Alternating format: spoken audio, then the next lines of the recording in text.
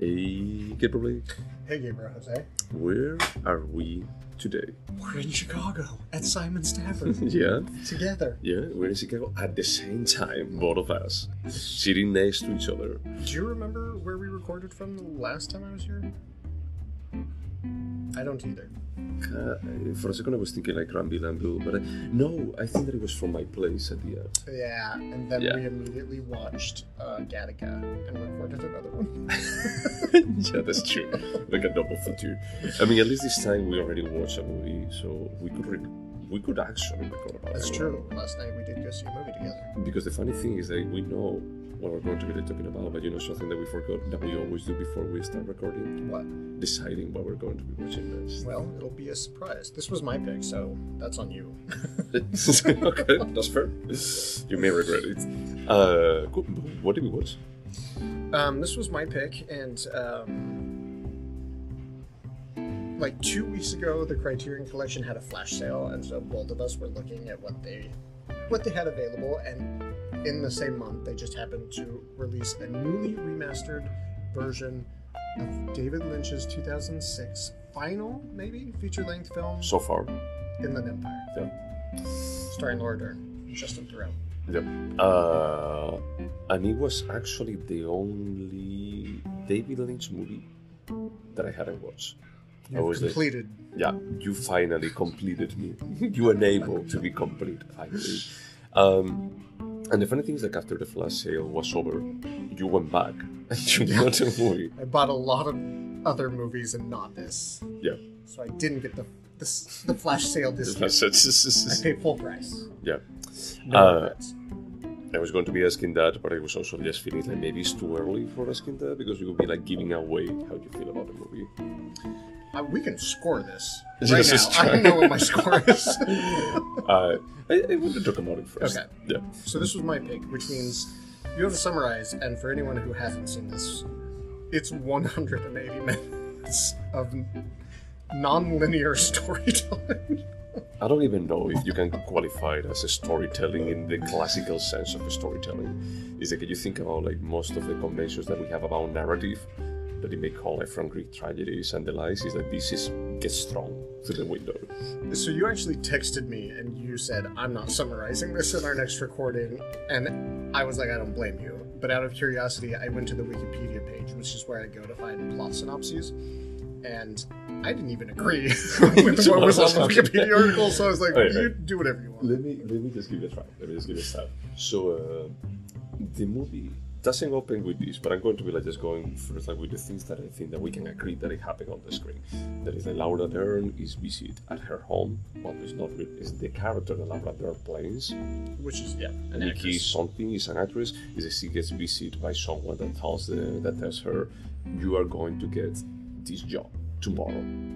She actually gets the job, the acting job, and is going to be acting for a famous director, that is Jeremy Irons, I think. And she's going to be acting with Justin Theroux. I was going to correct you because Justin Theroux was the director. Correct. Of Mulholland Drive. And I was Yeah. And I was thinking, like, oh my god, he's doing like he's playing another during another David Lynch movie. But no, he's an actor. They start doing like the readings and just like rehearsing a bit. There is a bit of a build up of sexual tension. Laura Dern's character is married to a very powerful Polish guy. Polish mobster. It's a bit on the air. There may be a bit of what I feel is that there's a lot of imagination filling the gaps from Nikki's character about my husband, I don't know, maybe too much about him. I know that he's powerful and some people may tell me something and I'm going to really jump into the wars. So she feels like a bit threatened by what could happen if she had an affair with Justin Theroux. At some point, it's implied that they had an affair. Not really implied, is that we even see them in bed. In that room, in that house, but then there's like a ton of horrors later. But basically, after we see like that sexist thing, it's like the movie goes off rails, and it's like then Laura Dern like becomes a different character per se. She wakes up like surrounded by women that they also had affairs, so they qualify themselves as whores. So I won't say that you're wrong, but you are. let me just tell you something. Did those things happen on the screen? Did it happen? They did, on the 100%. video? Yeah. And the point I was going to make is, like, every person is going to get a different story out of this. And I think the one thing you left out that I would call out is... The rabbits. No.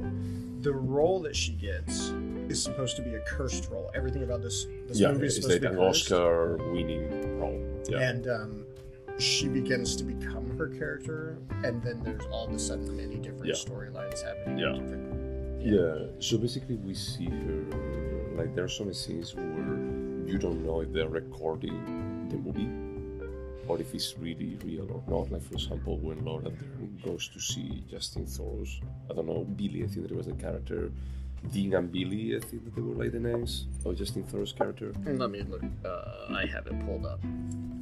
Justin Thoreau.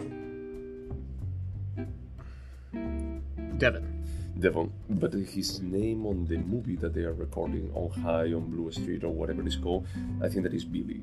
So we see a scene where Laura Dern is convincingly acting as if it was like the main movie as their characters. Like that is scene that she goes to see Justin Thoreau at his home, and it's like the wife and the kid there.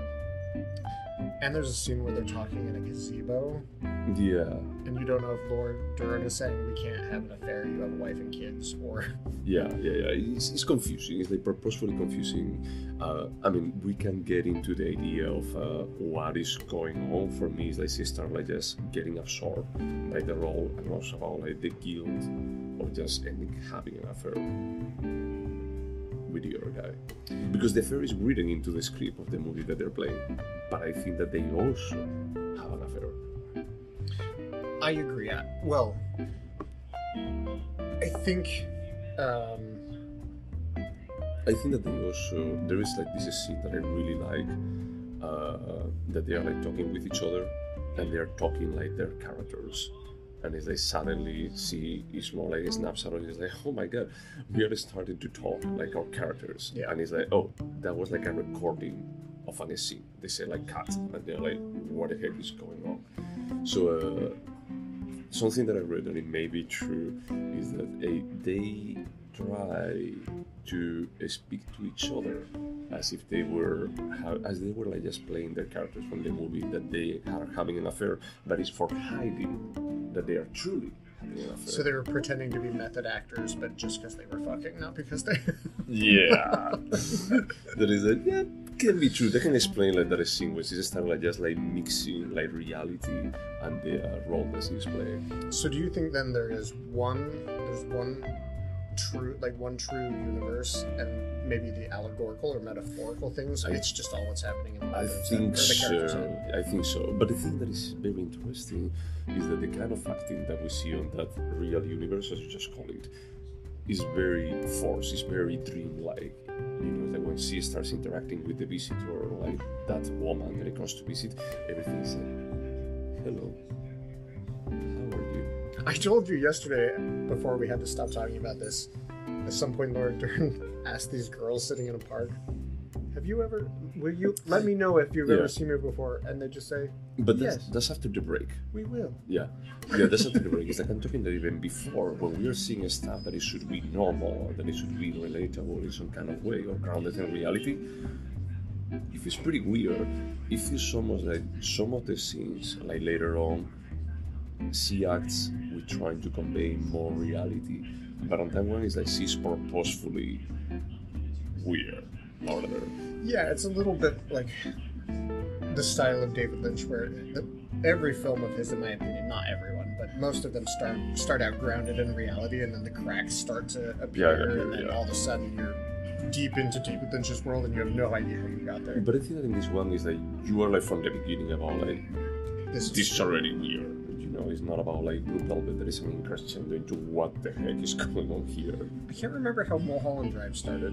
Do you? Oh yeah. What's the opening scene? Like the dancing, like the crazy. One of the 10 notes 10 tips for understanding what is happening in Mulholland Drive was like pay attention at the credits at the beginning because it gives you a hint. But it's like, I think that the opening scene is they see Naomi Watts arrives to LAX. And she's been talking like with the other two guys, but we still see like the two old people like taking it to the and they start like just laughing, like pretty weird. But that's a good point. At the airport, she met a fellow traveler, and she's like, "Thanks, Betty," or whatever. And she goes off. She's like, "I'm gonna make it big in Hollywood." Yeah. But that same over-the-top acting is what you're referring to. Well, but the thing is, like, before that, we see, like, the other woman, I don't remember her name, like, the actress that is a also... neighbor?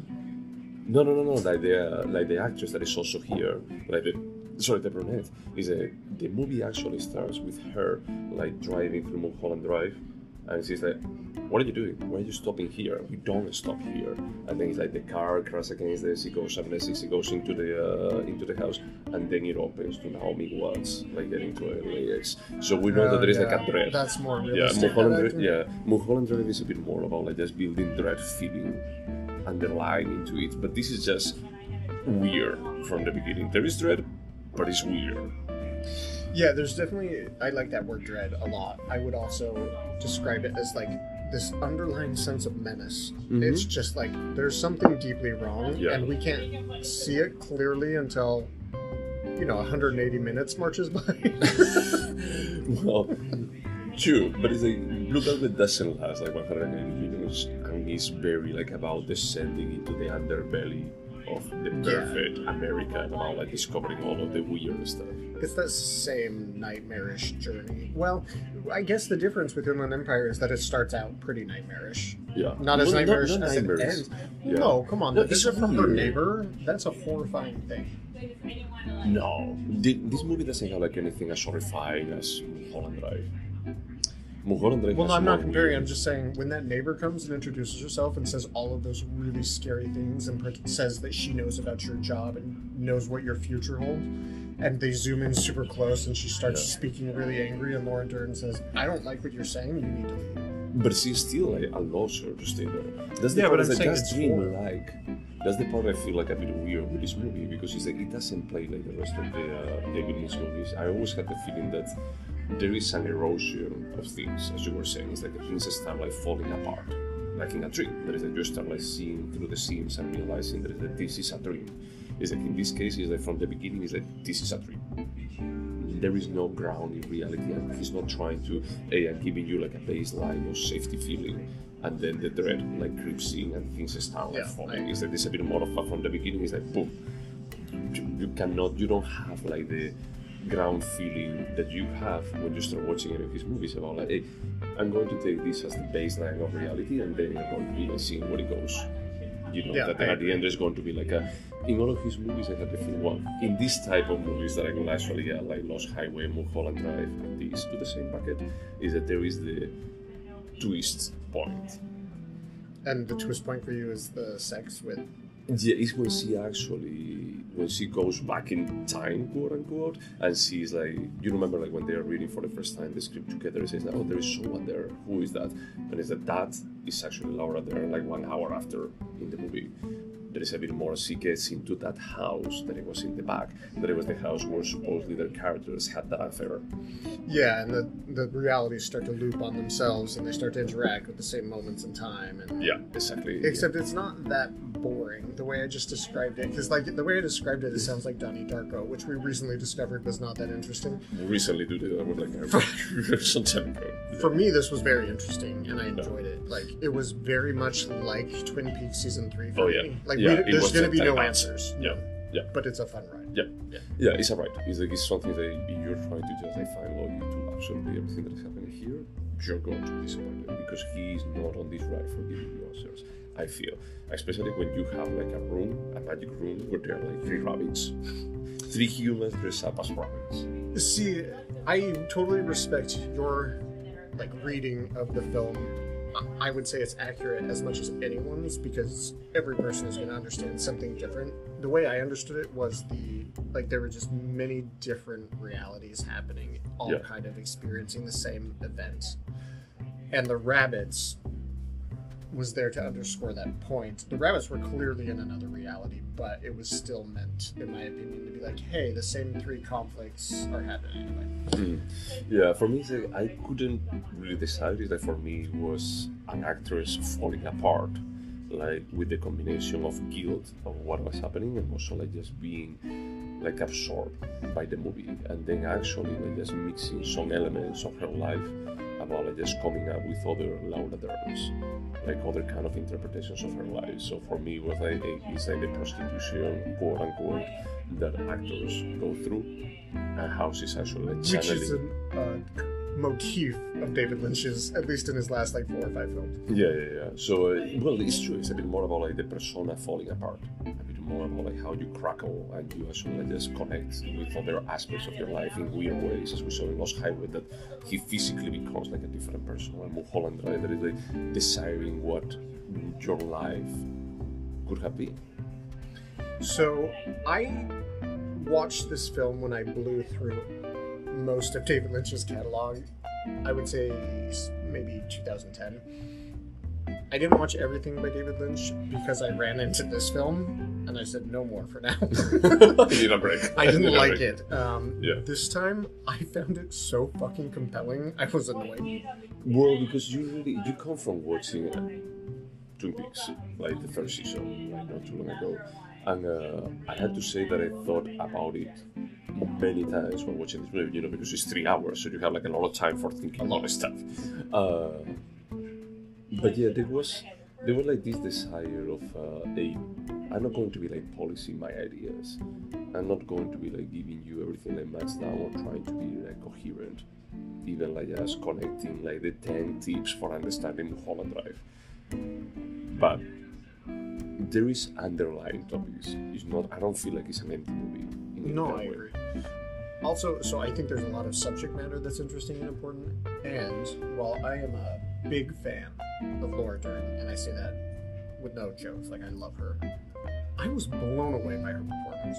She was fucking good at this. Yeah, it's like the scene that I was telling you earlier about like when she realizes about like, oh, we're talking about a Chris.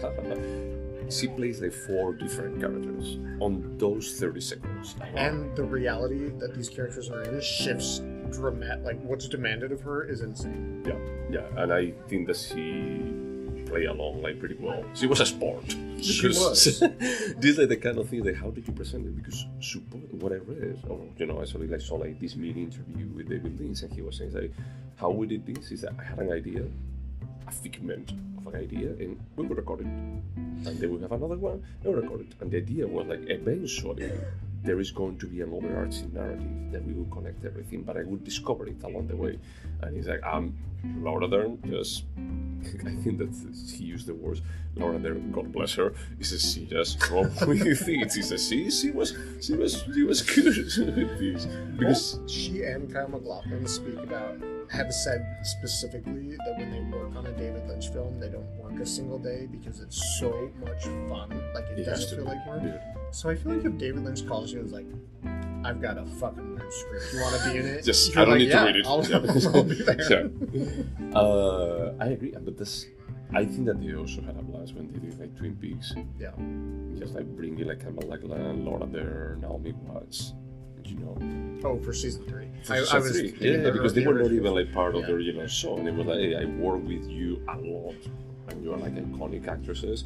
I'm going to be like bringing you for more weirdness that I don't know even like how it's going to be like connecting. And the end result of Twin Peaks, and I feel like here too is experience. Not really like a traditional movie. It's like it cannot take it like from the perspective that it was a 3-hour movie. And this taught me something, or it told me like something specific. What it told me is that you just spent 3 hours seeing like weird stuff. I hope you enjoyed. And I did. A lot. I enjoyed it. I don't want to give away like one of the questions, but I think that I could have had like the same kind of weirdness value if the movie would have been a bit shorter. That's fair to say about any 3-hour film, so I'm not gonna take offense to that. But I wouldn't take a single minute of The Godfather Part 2. And that movie is 3 hours and 20 minutes. Yeah, that's true. But like I will rewatch it and then I will rewatch Godfather 2. Yes. I will look forward to watching Inland Empire more than rewatching The Godfather Part 2. Well, I think that there is a component there that you actually bring up from time to time. It's about how much do we value substance over form. And I was literally just thinking in my head, I was trying to find a metaphor, because, like, this is a journey. Like, I like films where it's about where you end up, but, like, for me, this was like skiing. The whole point is to go down the hill, right? It doesn't matter what's at the bottom of the hill. You just had a ton of fun going down that mountain. Well, except you are Gwyneth Paltrow. Unless you're Gwyneth Paltrow. Or the guy that really enjoys wine. And then you might miss half a day of skiing. Yeah. The worst day of her life. So, I also appreciate the fact that this was messier than normal, or messier than the last few of his films had been. And I find it interesting that we've talked a lot about directors that we find interesting as more inexperienced. Like, let's just go Steve McQueen. Hunger. Yeah, it's not perfect, but interesting.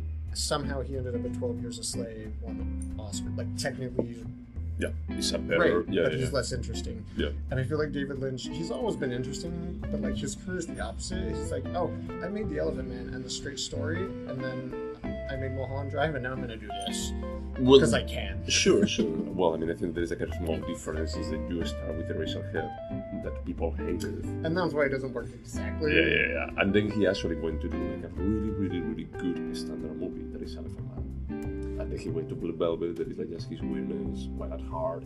He started like embracing more and more the weirdness, and then he was like, okay, you want me to take a break from doing the stuff that I want to do? You want me to do the stuff that you want to watch? And do a straight story. And they just went back. I guess I just find directors more interesting when they're messy. Maybe that's my thing, and I didn't realize that. But even most directors, they get to a point that they like get to use to do something good, and they just want to stick to that something good. But the thing is, like, the something good that David Lynch can do is weird stuff. And straight stuff. The Elephant Man wasn't weird. No, but it almost feels like Elephant Man, a straight story. They were, how do you say, like errands that the studio told him. It's like, why don't you do this? Or Doom, even. They feel like a bit more about like errands of, hey, can you do this movie for us? Actually, what I heard wasn't something like, not Doom, wasn't something like that he has signed with a specific studio for 3 movies or 4 movies, and they throw it almost his way. Yeah, there was something like the studio chief just let him out of the contract or something. There was something about, I remember this. Yeah.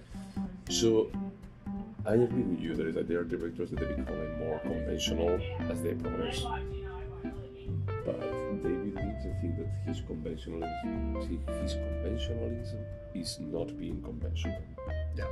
So that's the reason why 40 years after he started, we got something like season 3 of Twin Peaks, or this. I do want to call out specifically the closing credits because I thought they were really cool. Basically, they're in a beautiful mansion. That parts of the film, I think Nikki lives there in some realities, but it's just basically an entire trip down memory lane of all of the worlds he's created, including Twin Peaks, including Mulholland Drive. And it really, I was surprised at how much it felt like this is my final film. Goodbye. And he never made another one, and it's been it's done like a lot almost of 20 years. Yeah, he's done a lot of shorts.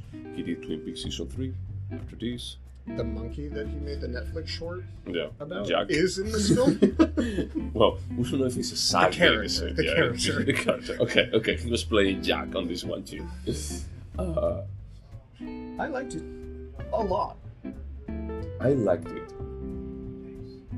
It was pretty fucking weird, but I'm happy that I watched it for completing like the whole David Lynch story. Do you remember when we watched Crash several months ago? And not that Crash. No, the Cronenberg. The Cronenberg Crash.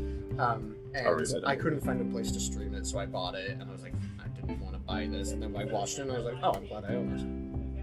When I paid $30 for the Criterion Collection version of this, I was like, I shouldn't just spend $30 on this. And then I was like, I want to own this forever. Because it's going to disappear from streaming at some point. I mean, it's on YouTube.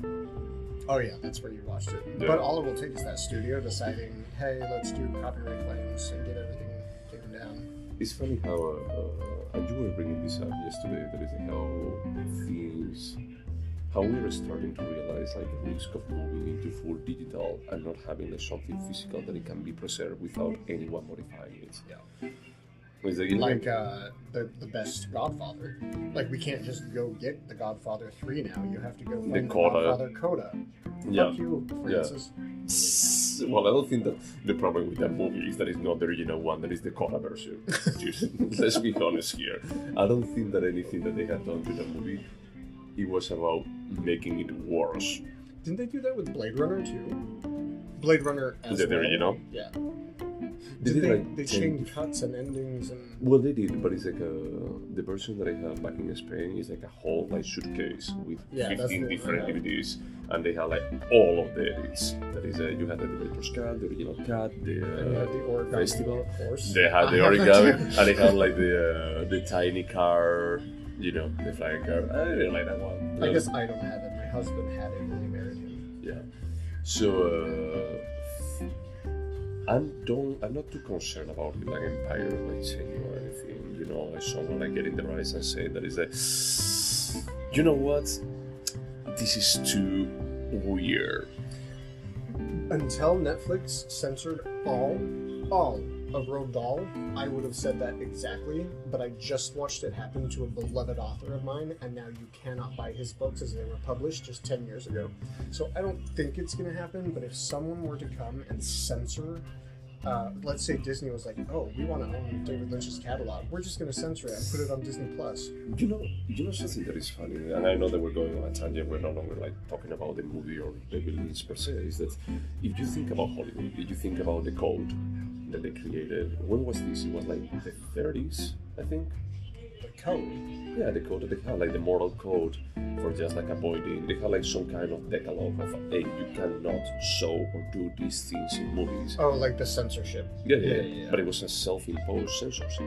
It was not like the country or anything telling them is that you cannot show this. It was a bit more, it's like we realize how decadent we have been up to this point, and everything would go is that we cannot do that. So it's that we had to change things.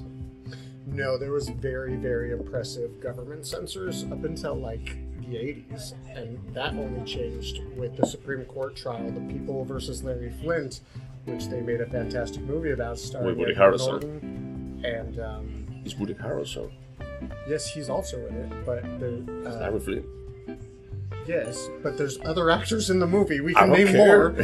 There's Edward Norton, and then the guy that killed, or the woman that killed Nirvana. So I honestly thought that it was like self-imposed, and it's like during the 60s and the 70s is when they started like just walking around these studios, started like just like jumping. I'm sure you could film whatever you wanted. It could not be shown on television or in movie theaters without the censors' approvals.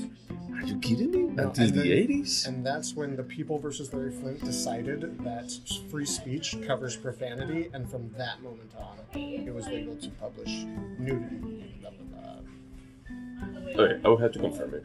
In any case, regardless of where it actually came from, is that affected like a lot of people, but it feels like now we are going back to something like that. I agree, and it's corporations. Yeah, the worst part is that now that back then is like it would be like pretty hard to find like media, like British media, you know, in the 30s. Is that you don't have a TV, you don't have like a VCR or anything like that. So the only way is like just going to a cinema or getting a book in a library. Nowadays is that we have everything at a click. And like, it's a bit scary that now that we have like such an access to all of the previous media that we are trying to be retro-censoring everything. Which is dumb. It's interesting. We had a conversation last night about the nuance of comedy. That's the whole point of going back to the censorship of Roald Dahl. They just took out anything Netflix called offensive, and they didn't take into account the nuance of what he was trying to say and the judgment he had. Anyway. Yeah. But yes, we're trying, especially as he started towards kids, he said, hey, we don't want them to observe anything that we don't consider. You guys want another round? Yeah. Yes, please. Yeah, thank you.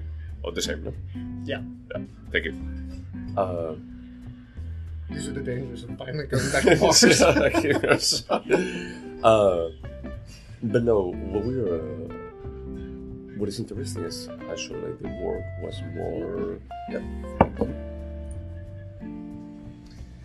I mean, the biggest example of what you're saying to me is YouTube. YouTube used to be very, very interesting to me, and then Google bought it, and then they had to clean it up for advertisers, and now they allow you to post whatever you want, but they will demonetize it, so nobody's making interesting content, because it all has to be family or friendly to family advertising. And that's what Netflix is doing, and that's what I'm afraid they'll do at some point with David Lynch. Or Ingmar Bergman. Ingmar Bergman, I could agree with that. How much was it? 14. Especially if you look at a film like Through a Glass Darkly, which is about incest and rape, and all of it happens off screen, and you're just seeing the consequences of it. But I could easily see Netflix being like, "This has incest." Nope.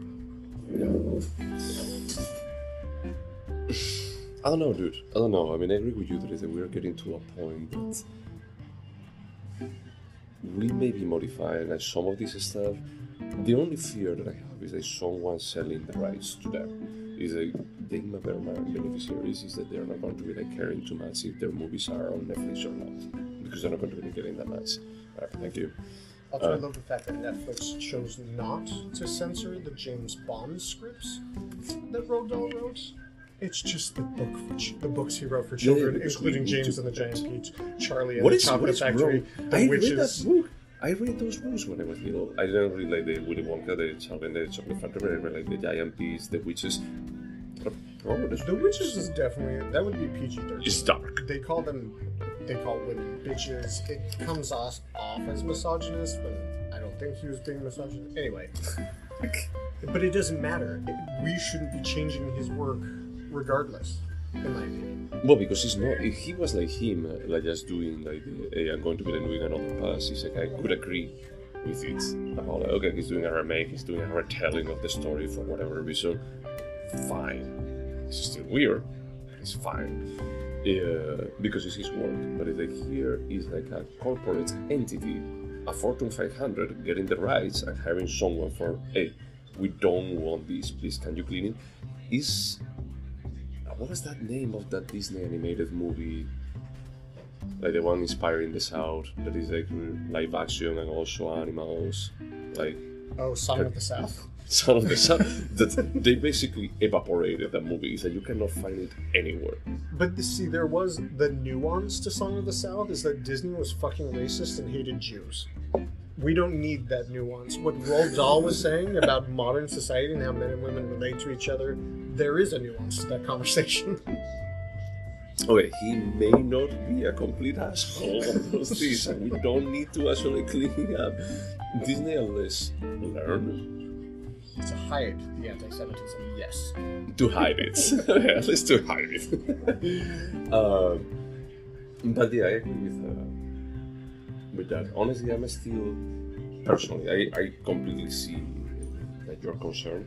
I'm not still at that level of concern. And David Lynch, for me, he's safe. Because he's a niche director. It's the same thing with Bergman. It's like, why would you change it? It's not for kids. But this is... We should jump back to Inland Empire, but let me have the last say. A good example is Mulholland Drive. Who paid for the pilot? It was ABC, right?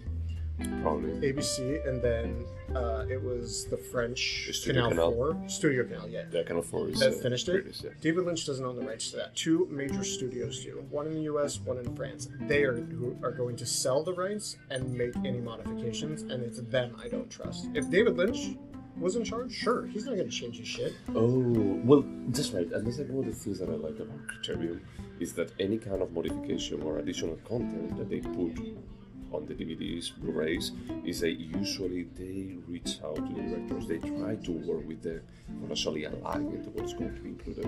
So that's the reason why they have like this stamp or this sticker saying like with the approval of name of the director. And that's why I do think it's important we support companies like Criterion Collection, which are preserving like 90% of Janus Films' libraries. You know, what is so funny is that these movies well, this movie is that this business model survives because of what are we doing as a society, how things are becoming weird, let's say. In terms of moving to digital and... Not moving digital. I mean, moving digital is absolutely fine. There shouldn't be like any kind of particular problem with that. It's a bit more about like just being open about like, hey, we may modify what you're seeing. It's no longer your work. Yeah. It's fluid forever. And that's pretty fucking terrifying. That part is true, but it's interesting that that's actually giving us like a digital is not the path to go. Well, I mean, we were just yesterday, we spent at the Art Institute of Chicago, which museums exist exactly because if they don't control the historical narrative, then a government or a corporation is going to come in and they're going to whitewash things and make it seem different. Well, but you know, like that polemic they had in Florida with the tapes of Michelangelo. Oh yeah. Dude, he said, what are we going to do? Is we're going to be putting it like a leaf on top of it. You should really watch last week's SNL. They had they had him come and they interviewed him on their news portion. Anyway, I do find it interesting. I remember when we reviewed not Inland Empire, that's what we're talking about, Lost Highway. I believe there was a motif that David Lynch was interested in phones and communication and recording events and memory. But it's interesting that David Lynch basically stopped directing films when Web 3 started to take off. Web 3, you mean like socio? I'm just saying once. I would think he would be more fascinated with the types of communications that are now widely available from 2002. I would think he would have a whole bunch to work with, but he just decided to stop making films, which I found interesting. I find the timing interesting as well. I think that he mentioned at some point that he's no longer interested in the medium, and I understand it from what he did with Twin Peaks with season 3. Is that this is like a 12-hour movie. Is that you cannot release this in cinema? It would be insane, but it works as a show. Is that you can binge watch the crap out of it. It makes sense, not much, but it's experience. Is that 3 hours? He doesn't want to feel like constrained by 3 hours. He was like source of 2 minutes or 20 minutes or like 20 hours. It's either or. Yeah. Black or white. So he may actually do like a TikTok. He may move into TikTok and becoming a star there, or he may actually do like not live, but a bit more of a 48-hour movies. To be fair, TikTok is probably the right channel for him. It would have been the perfect platform to do the daily weather report if it had existed when he started to do it. Yeah, but he did it like for what, 20 years? Yeah, now he's done. Yeah. He said the weather is over. There's no more weather in LA. I'm no longer interested in weather. But yeah, honestly, this was experience. That's the only thing that I can say. Should we go over the questions? Let's do it. I'm driving today since we're using your phone to record. Yeah. Don't always. Before we do the questions, I just want to say I really loved this film. Like, I loved it. This was not a casual enjoyment. I really liked this, and now I'm ready to answer the questions. Sure, let's answer the questions. Will you watch it again? Would you watch it again? Yes, but in some years. I would also say yes. I bought it, so... Now you have to. Just to get my money's worth. Right now I've paid $30 per viewing. I hope to get it to like maybe $10 per viewing. That's fair. Okay. Would you recommend this? Maybe. I was just typing maybe for me. Yeah, I mean the thing is like, if someone asks me about David Lynch, I would recommend Mulholland Drive, Lost Highway, Velvet. I would recommend this way before Wild at Heart. Definitely. But I also think that is you really have to love like this style of David Lynch about like how when he goes like full weird for actually enjoying it. I was just gonna say, I would consider us big David Lynch fans. Even among big David Lynch fans, this is gonna have a limited audience. It's just too out there. Yep. You have to get consumed like a lot of his stuff for being able to sit for 3 hours. And maybe that's why it was so palatable, because we spent like 40 hours last year in the world of Twin Peaks. No, that's true. And we just get his visual language right now. Yeah, no, that's fair. And that's the reason why it related so much to the season 3 or 2 weeks. So my answer is also maybe. If I came across a guy that I identified... But probably that person already watched Inland Empire. It's just weird. It's like, I don't think you are the perfect example. You well, haven't watched it until people put me 2023. off. People put me off on that movie. It's like I had already like watched Mulholland Drive and I was like, holy shit, this is one of the best movies that I ever watched. I have watched Lost Highway. I have watched Blue Velvet. Blue Velvet, I didn't really like it that much. Like when I watched it the first time, and I told you that this time that we watched it, I was mind blown about like this is fucking incredible. This is an amazing movie. Like I would say that Mulholland Drive is my favorite one. The second we stop recording, I'm going to Amazon and buying the box set of all the Twin Peaks. You should. I mean, a part of me is still like a bit. It's only $30 for all the movies, all the seasons. Season 3 On included? Blu-ray, yep. Oh, nice. Yeah. I mean, a part of me is still like afraid that they could do a 4th season. Yes, and I'm afraid they're going to censor it. Oh well, because the thing is that the show that he was doing was actually with Netflix. Oh, really? I think so. I think that they actually had like a deal. They were exploring, like doing something together. So this TV show that I was telling you, Unrecorded Night, I think that it was for Netflix, and there were like some rumors with Mark Frost. So that sounded like a bit. It's like, hey, this could be Twin Peaks. But that's not. Maybe that's why it's so secret, so people aren't like building up expectations. Yeah, and they'll just like, we'll publish this and hope. Well, they should actually say something like, "This is not Twin Peaks." Let's just look. Just calm down. This is not Twin Peaks. It's like if Marta Kaufman did a new sitcom, and they're like, "Guys, this isn't Friends. It's not a sequel. Come on. Okay, would you remember this? This is a pretty hard question with a movie that doesn't make a lot of sense. But I would say I will remember some stuff out of it. I will remember like there are like some rabbits in a room. I never forgot the rabbits. That's pretty hard to forget. There is an actress. An actress starts acting and then she becomes other people. I'm gonna say no. There's too much, and there's too much that's nonsensical to try and keep straight in my brain. I hadn't even remembered an actress was involved. All I remembered was the rabbits and Laura Dern. But I mean, it has been 15 years since I've seen it, so. That's fair. A part of me is just wondering about the. No, that's fair. That's a bit. Is there anything artistic about this? Everything. It's like, it pisses me off. It's the guy, like how he's doing, as you were saying, like the close-up with the visitor and with her, like the type of cameras, everything feels like the definition of avant-garde. And it's hard to find like something in what year was this? 2006 is when it was released. I highly suspect this was a 2005 like festival film. Something. Yeah. So like finding something that even like watching it nowadays, like what the fuck is that he changed the cameras on this scene like 4 times? For just like building up like more dread or just using like different artists. There are a couple of musical numbers and they work. I don't know why. Because it's David Lynch. Oh, I forgot the dance of the girls at the end. Yeah. We haven't touched on this and we really need to wrap this up at this point, but we didn't mention it because now it's kind of not that big of a deal, but as I recall, this is one of the first feature-length films that was fully filmed on a digital camera. Oh. And the technology wasn't there, like you can tell. But for me, it adds to that weird David Lynch.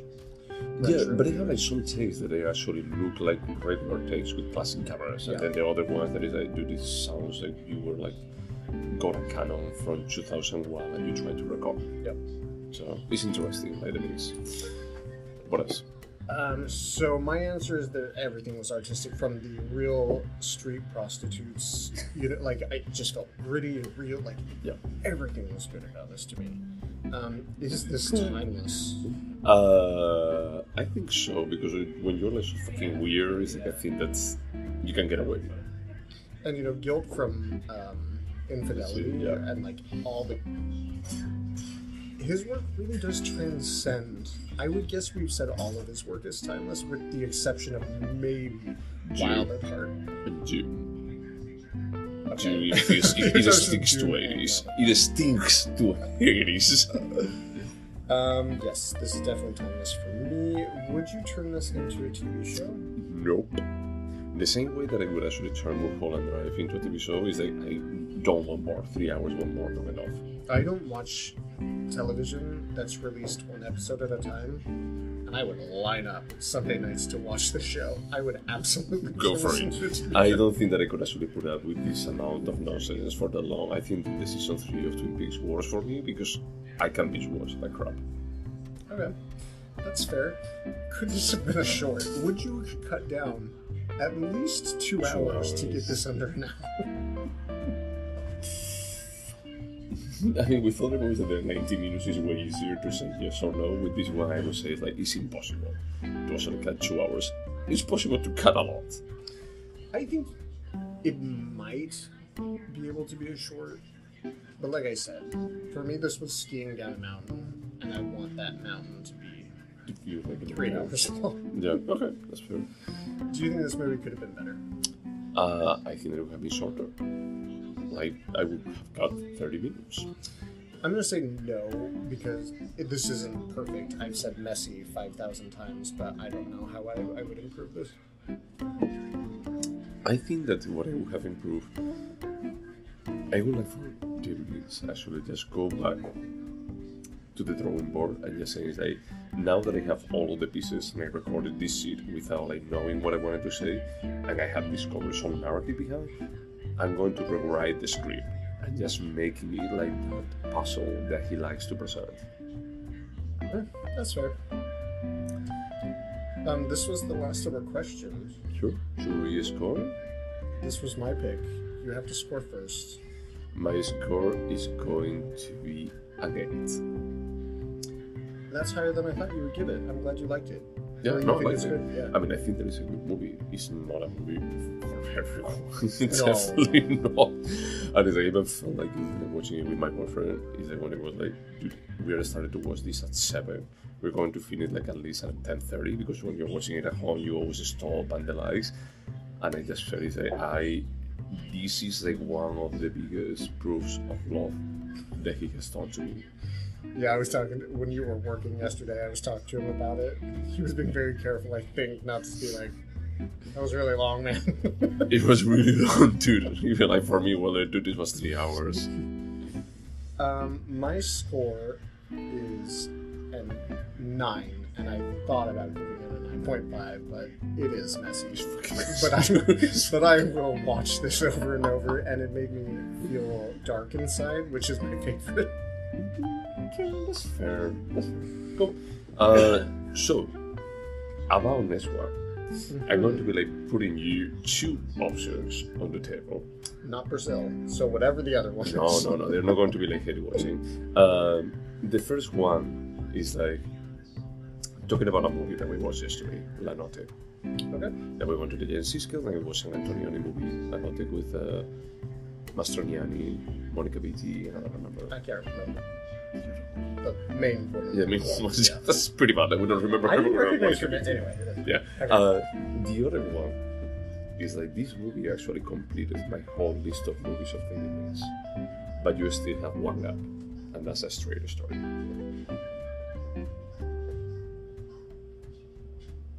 I don't know what to pick because I would pick La Notte because we watched it. It's Antonioni, but we both slept for at least like 15 minutes. No. I still like just some points, but it's like I'm good. Like when I'm in a cinema, it's like I try to wake up immediately. We were just exhausted. Okay, let's do La Notte, and then I'll probably pick My Straight Story next. So Yeah. You don't have. It's the straight story. The straight story. Yeah. Gotcha. Yeah. It's not your straight story. No. You There's don't have nothing those. straight about my story. Come on. Anything else to say about Inland Empire? Chicago's great. That's always good to hear. Okay, and to everyone out there, thank you so much for listening to us. Wash your hands. Bye.